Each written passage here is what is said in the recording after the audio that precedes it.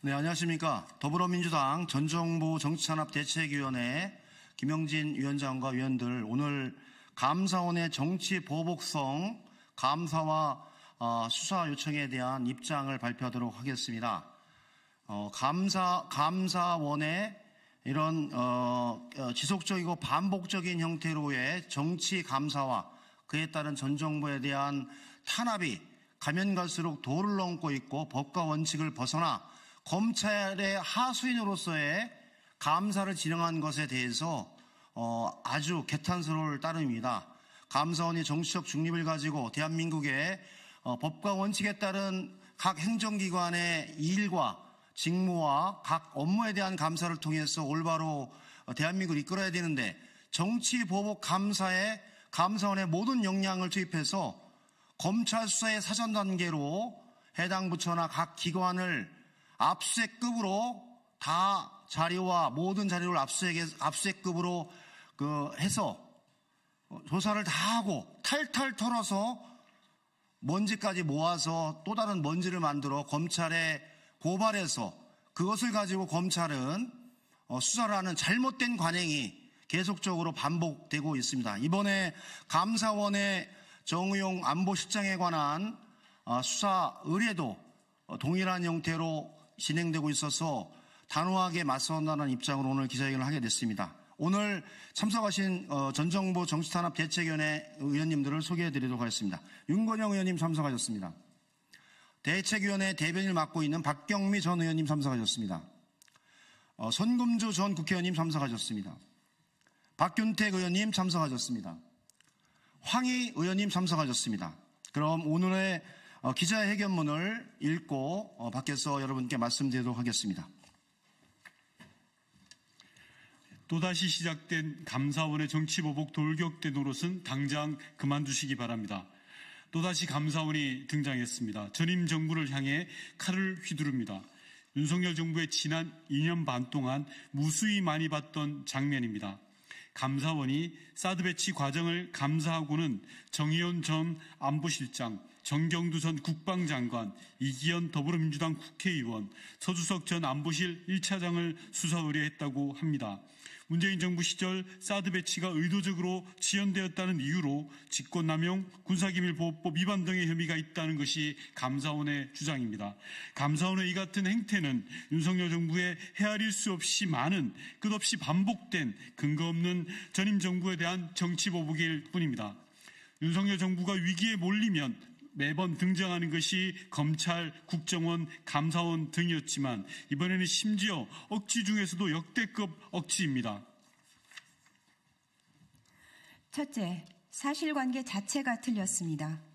문재인 정부는 단언컨대 결단코 사드 배치를 의도적으로 지연한 적이 없습니다. 사드 배치는 박근혜 정부가 결정한 사안이지만 문재인 정부는 그로 인한 사회적 갈등까지 온전히 껴안아 필요한 절차들을 진행했습니다. 그리고 그 결과 사드는 문재인 정부에서 정상적으로 운영되었습니다. 법이 정한 절차를 지키려 했던 과정들이 의도적 지연이라면 문재인 정부가 불법을 저지르지 않아 죄라는 것입니까? 둘째, 정치보복 돌격대 감사원의 반복된 장난질입니다. 감사원은 검찰 정권 아래서 자기 존재감을 조금이라도 인정받고 싶어서인지 현 정부 출범 후 모든 영역에서 전 정부 탄압에 앞장서 왔습니다. 정권 출발 직후부터 시작된 서해 공무원 피격 사건 관련 감사를 출발로 동해 흉악법 추방 사건, 월정 원전, 통계 등 감사원은 전임 정부의 5년을 탈탈 털어왔습니다. 검찰청 산하기관이라도 된 듯 검찰에 수사자료를 갖다 바치는 것이 존재 이유인 듯 행동해왔습니다.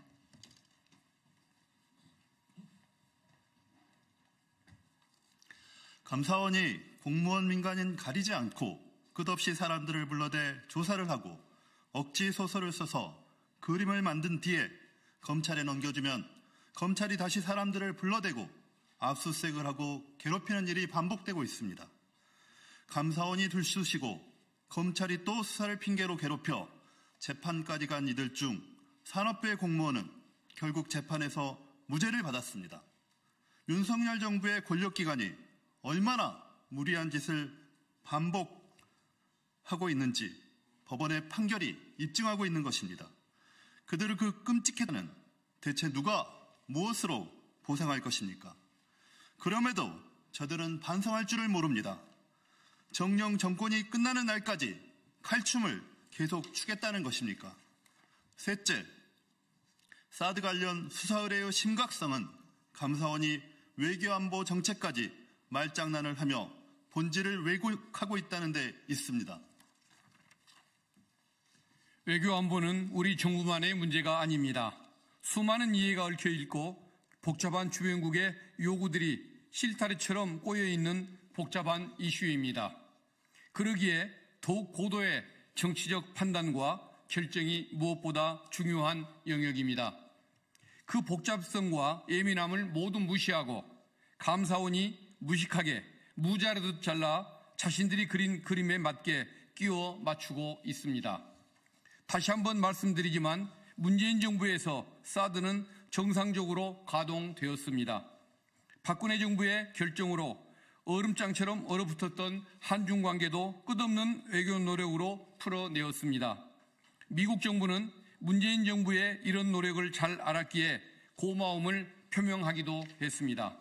그런데 대체 무엇이 문제였다는 말입니까? 조금만 생각해보면 알 수 있는 윤석열 정부의 억지감사, 억지수사에 이제 국민도 지쳐가고 있습니다.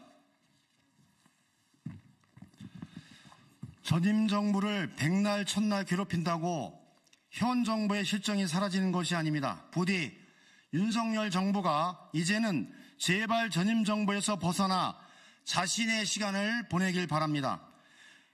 야당과 전 정부에 대한 정치보복으로 돌파할 수 있는 위기였다면 애초에 여기까지 오지도 않았을 것입니다.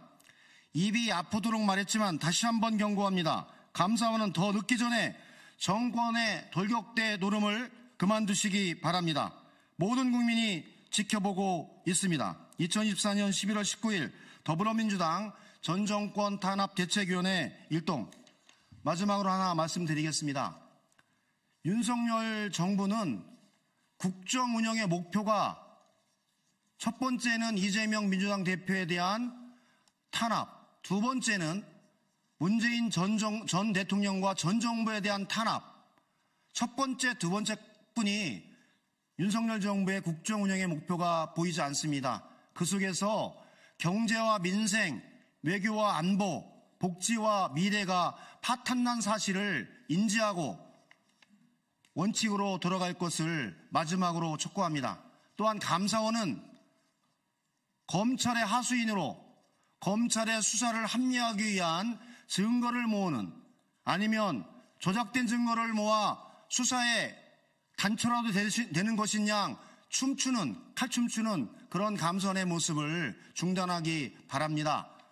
국민들이 지켜보고 있고 역사가 당신들의 행위에 대해서 단호하게 심판할 것입니다.